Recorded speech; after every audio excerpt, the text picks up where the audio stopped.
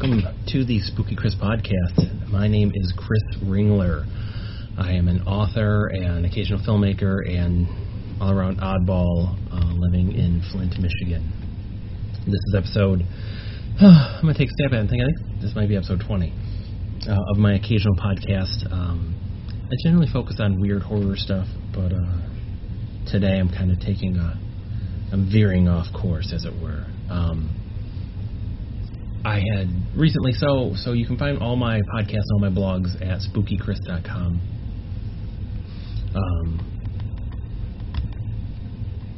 But in saying that, I had recently done a blog about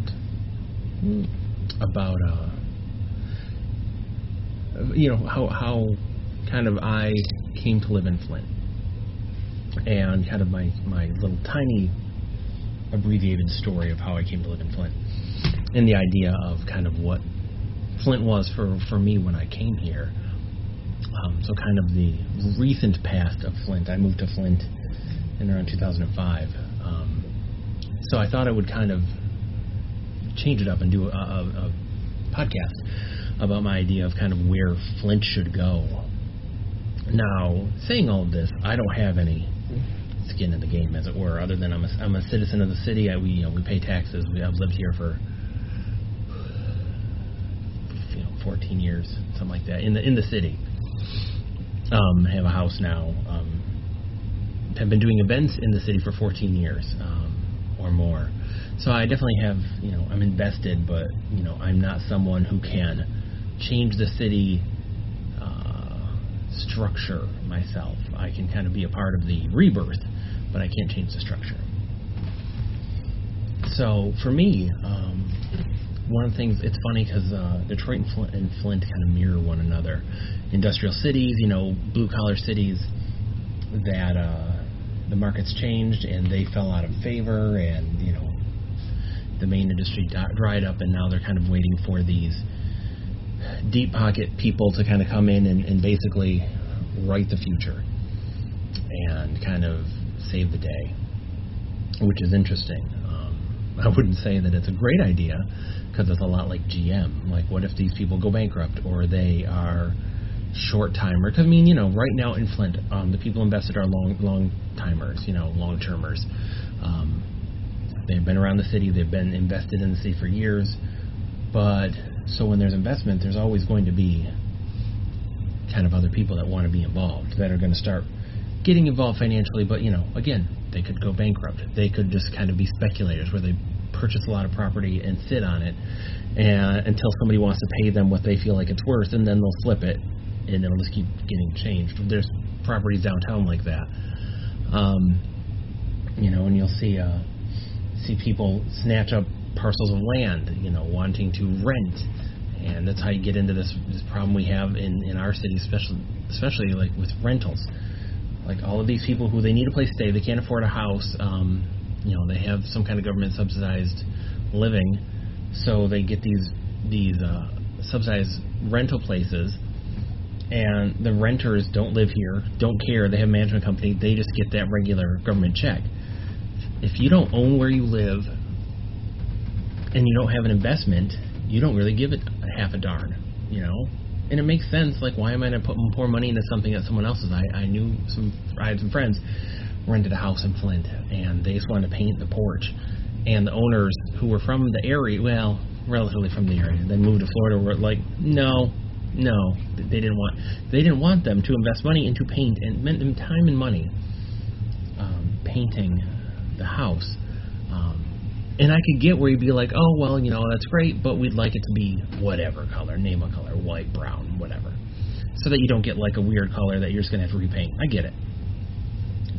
You can't just have kind of free reign if it's not your property. But it's no wonder that these properties get run down, because the management company doesn't give a crap. The owners don't give a crap because they just want the money rolling in. And the people who live there don't necessarily care, because they just want a roof over their heads. And they don't have any, again, it's like they could get kicked out tomorrow, they could lose assistance. So why are you going to pour a whole bunch of your heart into the place? And then there's cities that have lots of that. So And the problem with Flint right now for me is that its future is truly being decided by a handful of men who are wealthy men who are investing, but they're deciding what the city will be, where it will go, what it will become, and that bothers me. Flint needs retail. We don't need more bars. We don't, I can see if you open a club so people can come and dance, but that's not what's opening. They're opening bars. The country in general has a thing where we're not all everything's bar and grill. So we can kind of shoot down the middle. So we can have 100 TVs, super loud. The atmosphere is just of loudness in sports. There's not family restaurants really much anymore. You can't really go many places where people can't drink, which is kind of like, why do you have to drink everywhere you go? I don't know, I digress.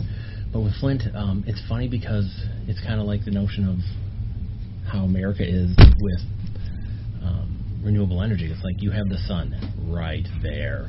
You have wind everywhere. And it's like we refuse to take advantage of both.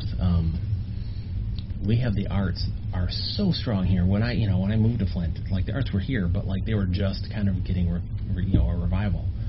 They are so strong here. Right now, actually, there's international artists doing murals around the city. Gorgeous pieces that will bring people to the area. How we're not seeing the city as a whole and businesses and the mayor and everyone coming out in support of this and pushing it. These are going to pull people here. It's interesting because the city wants to take advantage of the arts and the art walk that it has and all of those things. It wants to benefit, but it doesn't want to invest, kind of like our events. So we've been doing these horror events for years, and we bring people into town. We brought business into town. We gave money to people in town, as far as donations and stuff.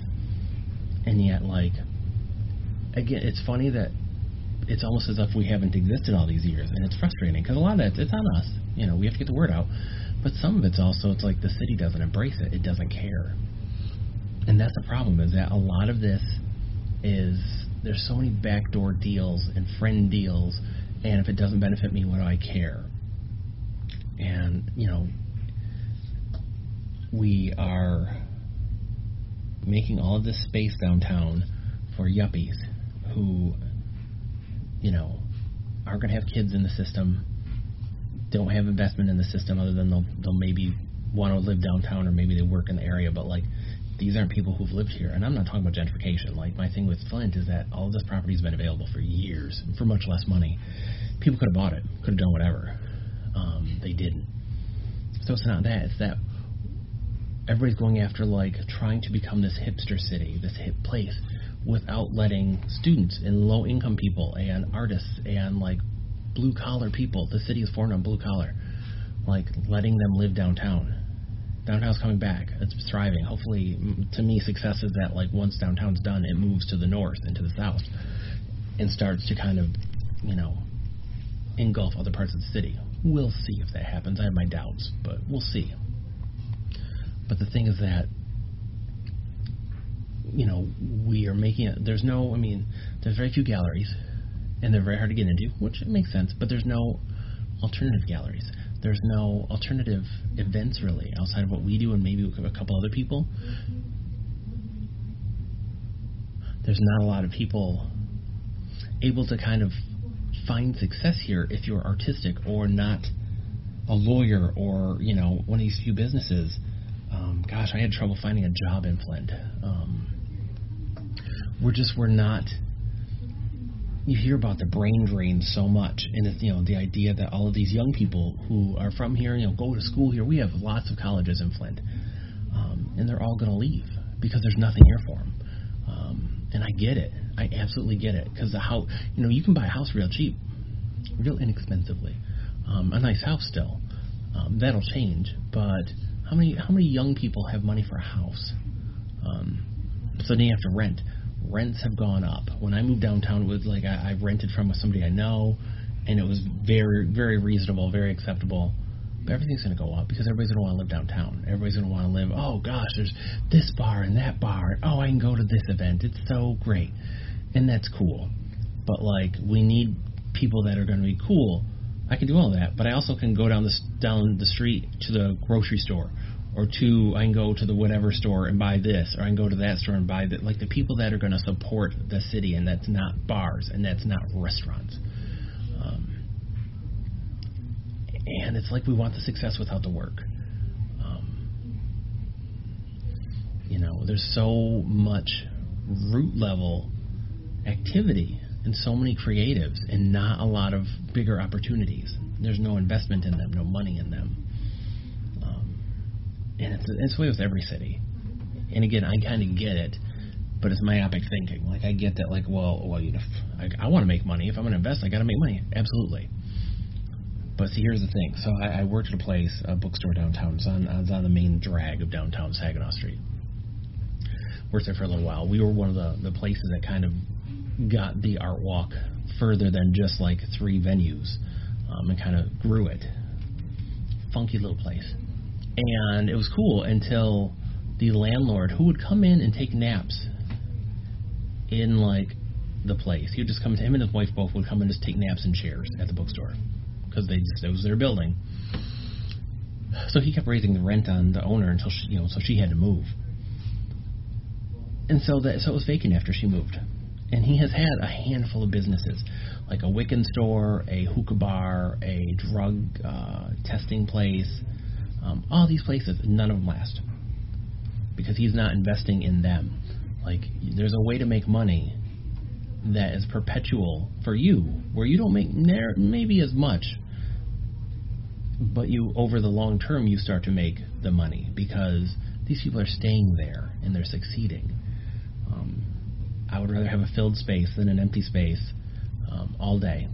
And I'm sure he's a speculator like everybody else. Like, oh, well, somebody's going to come. Everybody wants to be downtown, blah, blah, blah. That's great. But until it happens, until somebody comes here with a check to, like, pay you a ton of money, it's an empty building. And that's what Flint has a lot of still, even downtown. A lot of opportunity. But, like, it's speculators sitting on properties until they can kind of figure out what it is. Oh, well, yeah, we can open this restaurant. Oh, we can open this bar. Oh, we can open this. You need, a city has to be more than bars and restaurants. It has to be entertainment. It has to be living. It has to be retail. It has to be the arts. And it's funny. As a nation, we go to the movies, we listen to music. Sports people are entertainers in their way. We love entertainment, but we don't want to invest in it because we think it's a waste. We'd rather invest in stocks and bonds and businesses and war and all this stuff, so that the things we love go away and die. The people who create works that we love have to give it up. It's funny. My go-to is always about the writing thing. Is like, I'll always write, but I had the blindfold lifted when I went to New York for the World Horror Con, when there were a bunch of these authors that were published authors who had publishers, and they are they're all working authors, but they are working authors. They have day jobs because they can't make a living as an author, and that opened my eyes. Artists, and it's good for artists to work, but it's just interesting how we don't want to invest again in education, in the ground stuff that opens the opportunities for all of us to succeed. We don't want to invest in it, and we'll see what happens with Flint. I love Flint. Always love Flint. I don't know that I really want to live here forever. I've had enough of the politics, but it's a shame that more creatives don't have the opportunity and the money to really kind of plant their flags in the city and make it like the keep Seattle weird and keep Boston weird kind of stuff. It's a catchphrase, but it's also like that's what makes those cities interesting, are the little weird spots. There's a city called Royal Oak. There is a city called Royal Oak. There really was, I guess. It was great. It was funky and weird and had all these funky shops until they realized they could make money on the yuppies. The young people that wanted to go out and party and maybe live there, but didn't have an investment in what the city used to be. And so the rates went up. All of the cool businesses moved out or closed. and now it's just another wasteland of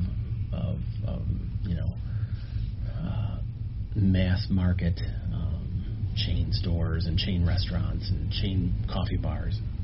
So the identity's gone. Flint has an identity. Flint's great. When we did our conventions, like, no celebrity said anything bad. They're like, oh, wow, it's great. They had fun in the city. As bad a rep as Flint has, when people come here, there's a lot to love. There's a lot to learn to love. And we don't embrace it enough. We embrace like 2 or 3 events, and we let those stand for the whole city, and they don't. So we'll see. We'll see what happens. I'm sure I'll think of lots more to say, but we'll consider this a part 1 of the future. But hey, thanks. If you want to hear more, my podcasts are on spookychris.com. They're on Anchor. They're on iTunes, all that stuff. You found it, so I'm sure you can find it again. I blog to the Spooky Chris. I am an author. You can find all my books there. I've written a whole parcel of books. And I will talk to you sooner than later.